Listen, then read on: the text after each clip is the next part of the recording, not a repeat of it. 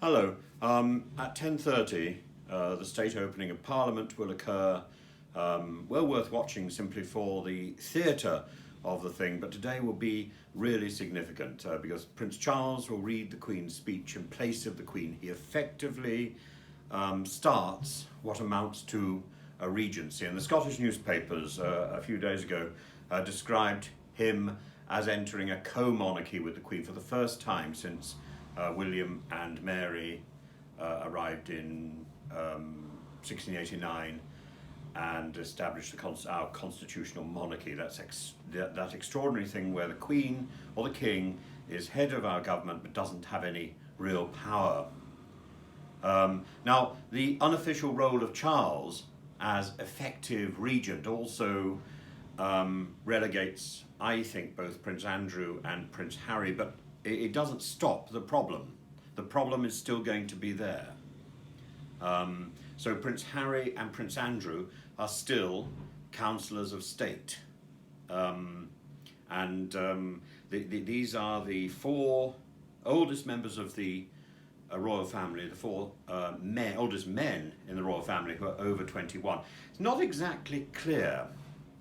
It's a relatively new concept that began in 1937 as an interpretation of the original Regency Act, and so going back to 1728, and there was a new Regency Act made in 1936, and that set up this scheme, and of course it needed to be adjusted along the way. I think it should be seriously adjusted to include the Princess Royal. The most hard-working member, probably one of the most popular members of the royal family today. But if you go back to the 1970s, Princess Margaret and the Queen Mother acted as Counsellors of State and dissolved Parliament in 1974. So the idea that the Council of State need to be the first four senior men in the family is not in fact either traditional nor entirely legally accurate. Any member of the royal family over the age of 21, and in fact any heir, apparent or presumptive, after a 1943 act, who is over the age of 18 can be a Counsellor of State. Now, Counsellor of States cannot create peers, and they cannot dissolve Parliament or start Parliament without the express permission of the monarch. So the monarch in the UK is in this curious role. She has absolute power. She doesn't have absolute power, and yet her approval is required for quite a lot of important decisions. So, for example, royal assent needs to be given to any parliamentary bill before it becomes legal. The Queen needs to summon and she needs to stop Parliament. The Queen needs to appoint judges and Queen's Counsel. The Queen needs to ratify treaties. This may be very necessary shortly when Mr. Putin is finally, we hope, defeated. She needs to confer peerages. She needs to approve various other appointments, like, for example, the Information Commissioner. The monarchy, however, the monarchy is constrained by various laws and understandings. So, for example, religion plays an important part in the role of the monarch.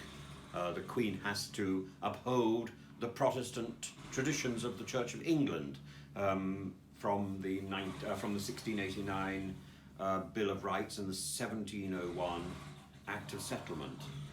But when was the latest?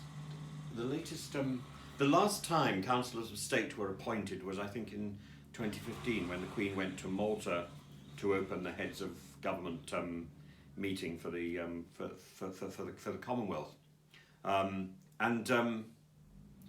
since then, because the Queen has been at home, because she hasn't travelled abroad, there's been no need really for formal Council of State, and the Council of State need to be sort of activated by letters patent. So this is what's happened to Prince Charles and Prince William, who today will process into the House of Lords from the robing chamber, following the crown, and Prince Charles will sit on. He will sit to one side, I think, of the royal throne, and he will read the speech which has been written for the Queen. It would be very interesting to see whether or not he talks about my government, which is what the Queen, which is what is written in the speech. And the last two times when it was in fact read by somebody else, when the Queen was pregnant, the actual speech was read with "my government will do this, my government will do that." So it would be very interesting to see whether Prince Charles amends that or just reads it exactly as it is written.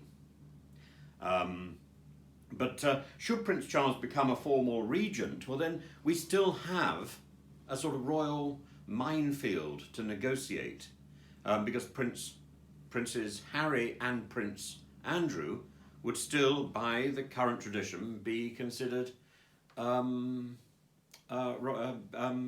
counsellors. So Prince Harry apparently will no longer represent the Queen. So he would no longer represent the regent, or he'd no longer represent his father, the king, presumably. But then who would? Because according to the ranking in the royal family, that would then take us to Princess Beatrice, Princess Eugenie, so for example, Prince George, even if he were appointed a Council of State at the age of 18,